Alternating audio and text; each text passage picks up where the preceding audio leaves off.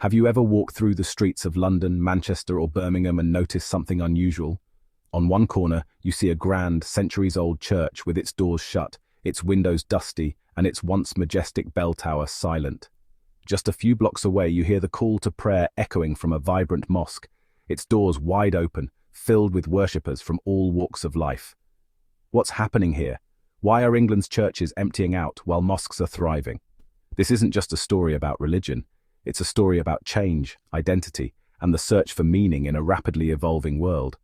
Let's dive into this fascinating phenomenon and uncover the layers behind it. To understand this shift, we need to rewind the clock.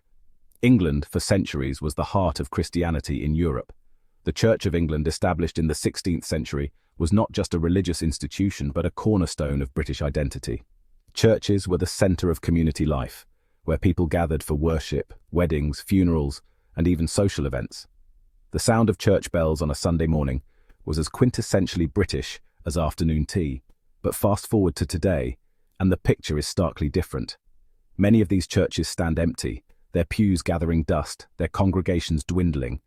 Some have been repurposed into cafes, art galleries, or even climbing gyms. Meanwhile, mosques are bustling with life.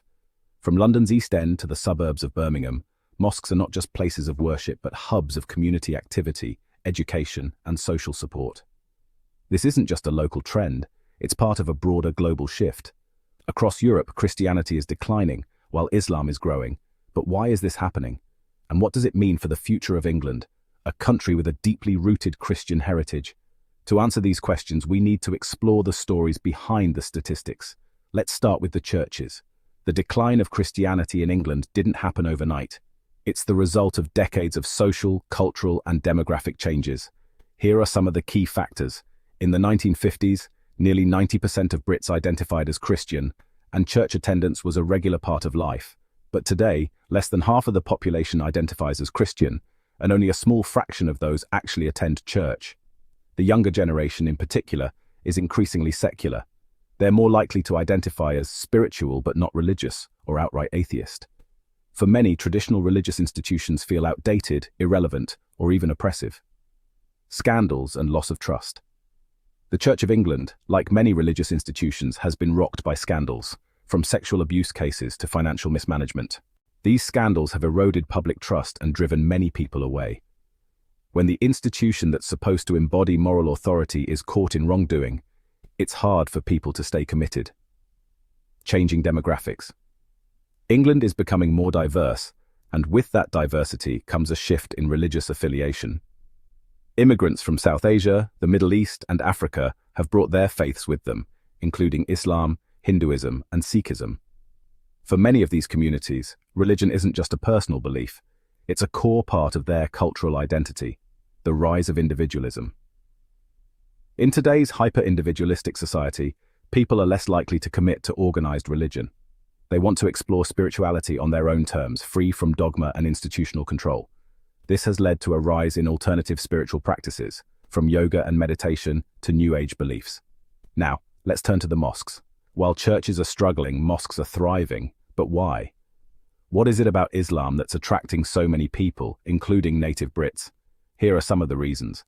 Mosques aren't just places of worship, they're community centers. They offer everything from language classes and job training to food banks and youth programs. For many immigrants, mosques provide a sense of belonging in a new and often unfamiliar country. And for native Brits, especially those who feel disconnected from their own communities, mosques offer a welcoming space where they can find support and connection. Many people who convert to Islam talk about finding a sense of peace and purpose that they couldn't find elsewhere. Islam's emphasis on submission to God, daily prayer, and living a disciplined life resonates with those who are searching for meaning in a chaotic world. The appeal of simplicity. In a world that's increasingly complex and fast-paced, Islam's straightforward teachings and rituals can be appealing. The 5 daily prayers, the fasting during Ramadan, the emphasis on charity, these practices provide a sense of structure and focus that many people crave. The role of converts. One of the most fascinating aspects of Islam's growth in England is the role of converts. From academics to celebrities, thousands of Brits have embraced Islam in recent years. Some, like Lauren Booth, sister-in-law of former Prime Minister Tony Blair, have spoken openly about their journeys to Islam, citing its beauty, logic, and sense of community as key factors in their decision. This shift from churches to mosques isn't just a religious phenomenon, it's a cultural one. It reflects broader changes in English society, from increasing diversity to declining trust in traditional institutions, but it also raises important questions about identity, integration, and the future of England, integration versus isolation. As the Muslim population grows, there's a risk of cultural and social isolation. Some communities, particularly in areas with high Muslim populations, have become insular, leading to tensions with the wider society. But there are also many examples of successful integration, where Muslims are actively contributing to their communities and building bridges with people of other faiths. The rise of Islamophobia. Unfortunately, the growth of Islam has also been met with fear and hostility. Far-right groups have used the Islamization of England as a rallying cry, spreading misinformation and stoking division. This has led to a rise in Islamophobic attacks and a growing sense of alienation among Muslims. The future of faith. Will Islam eventually become the dominant religion in England? Some studies suggest that if current trends continue, Muslims could make up a significant portion of the population by the mid-21st century. But religion is deeply personal, and predicting its future is always tricky. What's clear is that England is becoming more pluralistic, with a growing diversity of beliefs and practices. This story isn't just about England, it's about the global shift in faith and identity. Across Europe, Christianity is declining, while Islam and other religions are growing. This reflects broader trends, from immigration and globalization to the rise of secularism and individualism. But it also raises important questions about how societies adapt to change, how they balance tradition and progress, and how they build inclusive communities in an increasingly diverse world. One of the most controversial aspects of this shift is the role of leadership. In the Church of England, leaders have struggled to adapt to changing times, often appearing out of touch or defensive. Meanwhile, Muslim leaders have been more proactive in engaging with their communities and addressing contemporary issues. But this has also led to tensions, particularly when it comes to issues like Sharia law, gender roles, and freedom of expression. Some critics argue that the rise of Islam poses a threat to British values, while others see it as an opportunity for renewal and growth. The truth is likely somewhere in between. As England navigates this complex landscape, the role of leadership, both religious and political, will be crucial in shaping the future. So why are England's churches emptying out while mosques are thriving? The answer lies in a combination of social, cultural, and demographic changes. It's a story of decline and growth, of loss and renewal, of tradition and transformation. But it's also a story about people, about their search for meaning, their need for community, and their desire to belong. What do you think about this phenomenon? Do you see it as a sign of progress or a cause for concern? The answer to this question often depends on one's perspective. For some, the decline of traditional churches and the rise of mosques symbolize a much-needed shift toward a more diverse and inclusive society.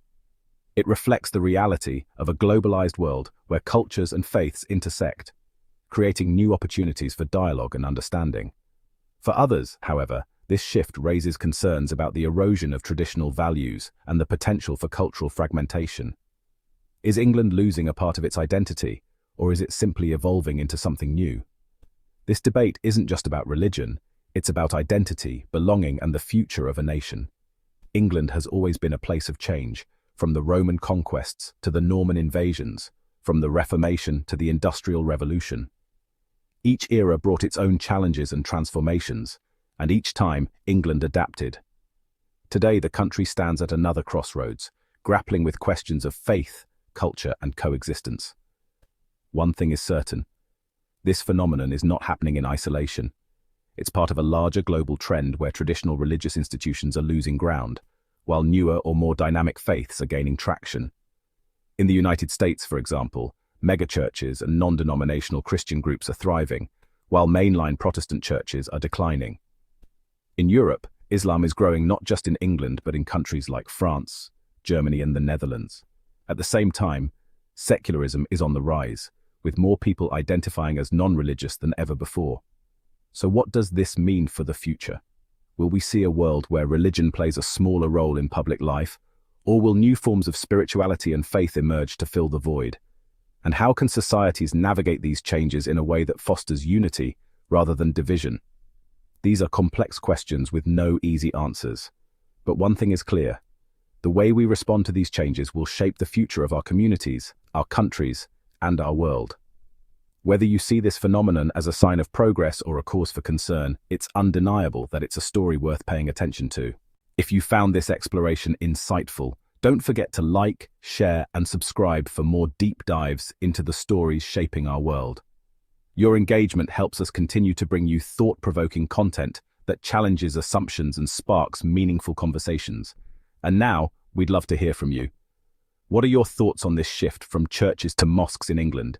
Do you see it as a natural evolution, or does it worry you? Have you witnessed similar changes in your own community? Share your experiences and perspectives in the comments below. Let's keep the conversation going. With that said, thanks for watching, and until next time, keep questioning, keep exploring, and keep seeking the truth. The world is full of stories waiting to be told, and we're here to help you make sense of them. See you in the next video.